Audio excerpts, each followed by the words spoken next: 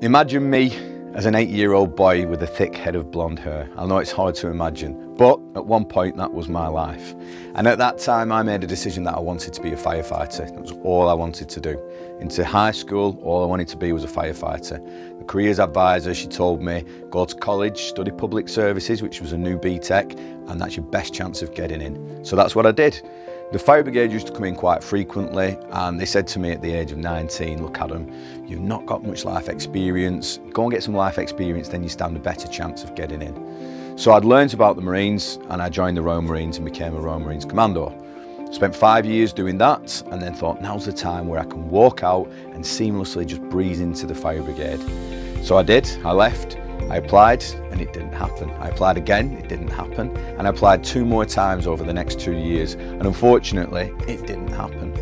And I found out why. Because at the time, positive discrimination was a government mandate. Certain demographics were underrepresented within the fire in a lot of different public sectors. So they had to actively promote those numbers.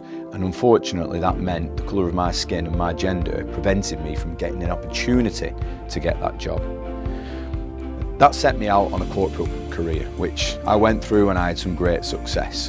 In 2020, I left that corporate world and I picked up a job, set up my own business as a mentor, and I wanted to take a non-exec director's role to complement what I was doing, keep my hand in at board level.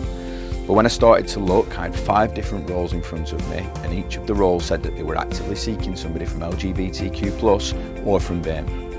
I'm neither. And I thought, do you know what? They've got around it with a loophole of saying they're actively seeking, but this is still positive discrimination. They're not going to appoint me. They want somebody from that demographic. So what chance do I have? So again, believe it or not, being a straight white man was actually a disadvantage in this situation. So I started to complain to a friend of mine who's 80% deaf, and his wife is Armenian, so she was facing her own challenges as they lived in quite a white suburban area. And we said, what can we do about this? How can we stop society cherry picking, I need somebody of that size, I need somebody of that colour for the next 20 years, and just get it to a point where you can have the best person doing a job.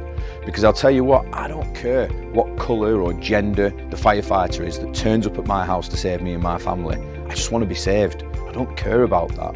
And that's the problem. And employers are caught in this social pressure now where people are being used as token gestures, and it's not fair on them, and it's not fair on the employers who are having a detrimental effect on their performance.